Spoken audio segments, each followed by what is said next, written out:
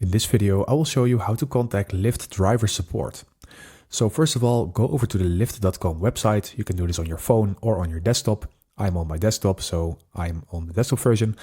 And if you want to contact the driver support, you're going to go to the home page and you will land on that page. And then you're going to scroll down all the way and then you see the section driver in here, and down below you see help. So let's go ahead and click on help.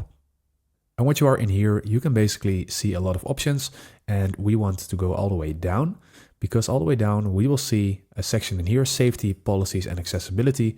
And here we can report accidents, collisions, incidents, basically everything that is wrong and where you need support for.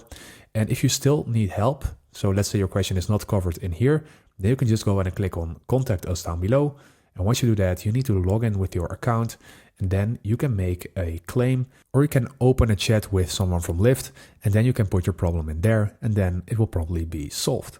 So that is how you do it. I hope this video helped you out. Please leave a like and consider subscribing, and then I'll see you in the next one.